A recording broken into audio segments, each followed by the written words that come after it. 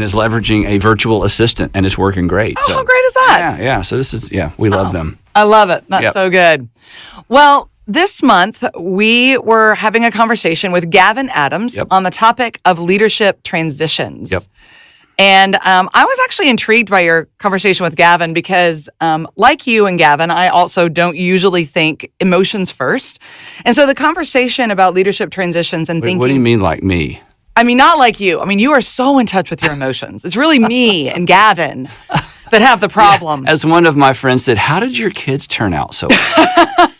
Because he felt like I was so emotionally detached. I'm like, you turn it on at home, but go ahead. Yeah, the point is, at work, we don't think in terms of leading people through their emotions. We just think about, here's what I need you to do, go do this, and hey, good job, right? Yeah, but Gavin suggests that how we feel affects how we behave. And if we ignore what people are feeling during a transition, a leadership transition, we can't effectively lead them through the transition.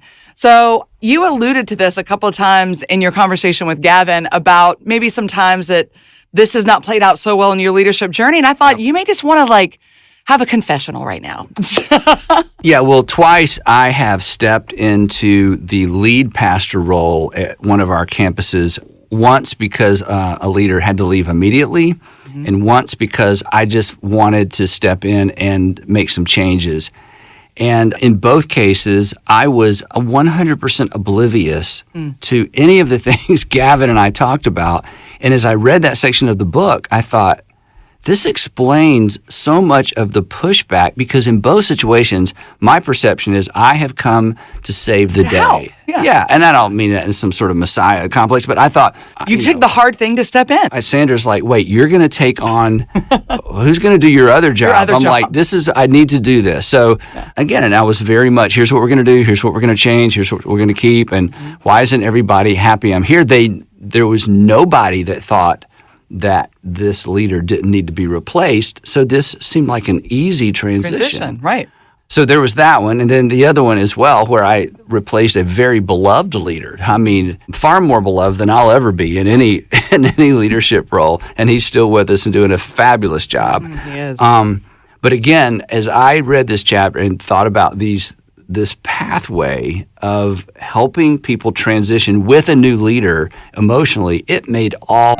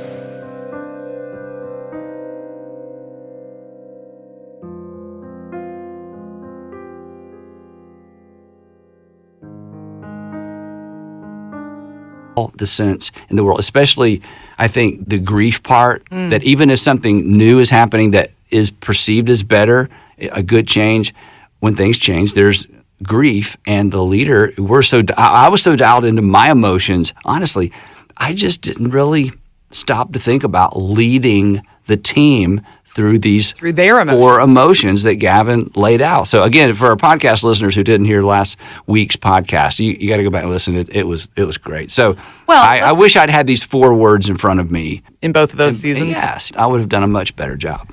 So for those that haven't listened yet and haven't gone back yet, the conversation last week covered 4 emotional stages of transition that includes leading people through comfort, which is leading people out of the past, grief, which is processing now, so progress is possible later. Confusion, which is helping people let go of what they used to know because something has changed. And acclamation, which is reinforcing behaviors aligned to their values. Yep. And you said that grief is the one that you probably didn't tune into in the transitions that you went through. But was there a stage that surprised you that you were like, hey, I didn't even think that would have been a stage? Yeah, it was the grief one. I mean, why are we grieving? Right? I mean, this sounds like way more ego than I intend for it to. But a new leader generally has come in to make things better, take things forward, bring in fresh ideas. And again, there's a difference between replacing a failed leader and a beloved leader, definitely. And Gavin talked about that, and he made the point, which I thought was great, that in both cases, there's a sense of grief. Just a different kind. Right. We're sitting in our lazy boy comfortable chair he talked about, and now things are uncomfortable because there's change. And then I realized there's loss. And I thought that question he asked that employee, what is it you feel like you're losing? Or what is it you feel like you're giving up? And giving someone the opportunity to recognize that and name it. And oftentimes, and we've talked about this a little bit, but in life, anytime I can recognize what I think I'm losing, and then I look at it and I realize it's not that big of a deal. Yeah, that's okay. Yeah, as long as it's in the dark, it's big and massive. And ugly. You bring it out to the light, it's like, okay, this isn't worth all this grief. This isn't. So it's removing some of the mystery around and unpacking some of that stuff that just naturally swirls around. And Gavin gave us some words to use to help people process that and personally process some of that. So yeah, I think the grief part was the part that sort of jumped out to me. What about you? Of the four, was there one that made more sense, or you feel like it was like, oh yeah, I would have a tendency to miss that one? Or I think for me it was comfort. He said the idea of confronting the comfort of the past by helping a team or organization identify the resistant emotion. I think I felt like, well, in a lot of transition, it's been hard. And so the idea that there's a resistant emotion that we need to address was kind of new to me. Because you're saying, even if you've pulled somebody out of their comfort zone, even if it's a bad place they were, they knew what it was. Right. It was comfortable. It was familiar. It was familiar. Which made it comfortable. Correct. Even if it wasn't healthy. Exactly. And so I've always assumed when you walk in a situation where there's a bad situation or something's happened that, well, nobody's going to be holding on to what was bad. So you don't have to worry about, there's no comfort there. That was bad. So this is where the comfort is. So, the idea that even if it was something bad that the team is transitioning out of, there's still an element of comfort because it was familiar that you have to address. I hadn't thought about that before. Yeah, no, and so there is going to be something that's uncomfortable. Now, something he didn't talk about much, and I don't know if you want to talk about this, is he mentioned briefly, when you're transitioning in as a leader to an unhealthy organization, you're going to have some unhealthy people there. And the first thing, people in an organization who, when they get a new leader, the first thing they're thinking about, and this is what took me by surprise at one of my transitions, this bubbled up in conversation and I was shocked. And it was, people are worried, Andy, if they're still going to have a job. And I'm like, what? But self-preservation, which there was that great quote he from gave. Frank, Self-preservation is number one. And a new leader coming in, of course, I came in and thought, everybody's job is secure. Do I even have to say that? Right. Well, I should have said that to the extent that it was true. But it's not always true. There are people who should worry about their job because, again, an unhealthy leader allowed there to be unhealthy people. Unhealthy staff. I wish I had been more dialed into, no matter how much better I think I'm.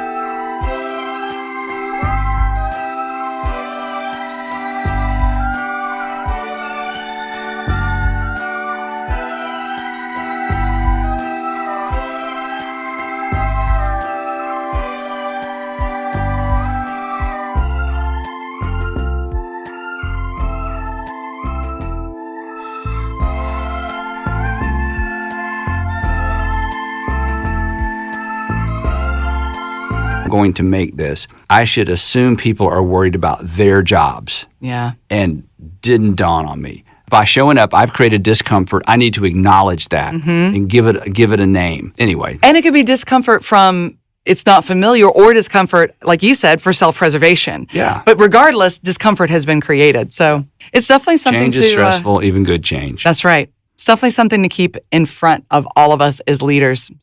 Do you feel like, as you look back at the 2 transitions you went through, if you had this idea of, hey, we're going to deal with the grief that you must be feeling, do you think that would have just created more opportunities for personal conversations, or do you think that was something you would have done in a bigger group? Like, how do you think that would have played out? I think naming it, saying, even in the situation where there was a leadership failed, he was here today, gone tomorrow situation, it was a tough situation.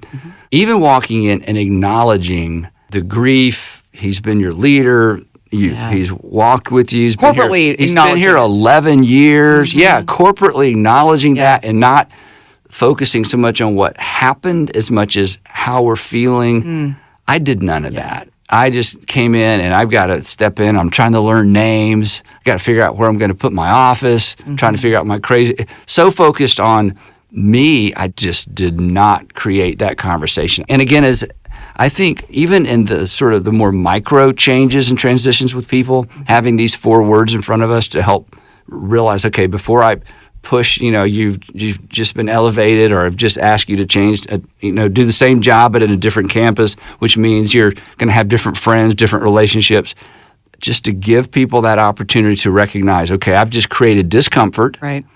You're giving something up. It's going to be confusing, but you're eventually going to get acclimated, and that's going to be the new normal. And we're going to be fine. We're going to be fine. But again, my tendency... Give them space to feel all of it. Well, the tendency is, why aren't you fine? Yeah, right now. Right now, I'm fine. Why aren't you fine, right? And we do that with our kids. Let's all be fine. And I think as a parent, I think these 4 words are super helpful, too, in terms of helping our kids process change, because I want everybody to be fine right now. Right now. Yeah. That's good. So the interesting thing is, as we just mentioned the 4 stages, the final state of acclimation, which is where you end up, is all about culture, which you've actually talked about a great deal. Why do you think culture is so important in leadership transitions? Well, and Gavin talked about this, and we have too. Culture is, this is how we do it here. This is what you can expect. This is our way. This is how we communicate. It is the normal. In fact, the longer you're in it, the less aware you are of it. Yeah, part of how you do it. Yeah, trying to help somebody acclimate to the culture that you're in is almost impossible, because it's like, what is there to acclimate? You're in it. Yeah, you're in it. Just be normal. This is normal. It's not normal for them. So again, part of the process of a transition, even when a new leader comes in who is always going to impact the culture, just because there's a new voice and a new leader, it takes acclimation. It's like the temperature changes and you have to adjust, and that's a process, and that takes time. And I think the relationship between culture and a new leader, I think that's a lot to unpack. Because I would not have gone to this topic of culture in a conversation about transition. But he's exactly right. It impacts culture, and culture kind of sits there invisible. That also creates some of the swirl of emotion in the process. Anyway, it's complicated, but it's a lot to think about. Again, Gavin gave us a framework to think about that and to help maybe even identify who's where in the process. Well, and I feel like the idea of, stopping and thinking about culture, especially in the midst of a transition, probably feels like standing still.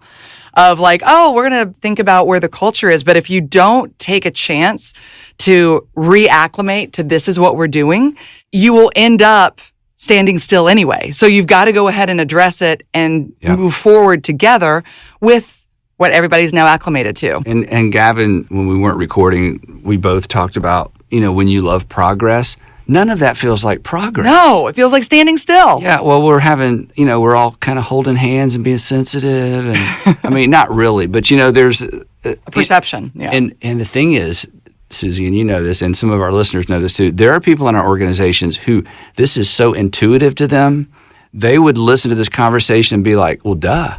Yeah, I mean, what somebody had to write that in a book? Do you not understand? This is how the world works.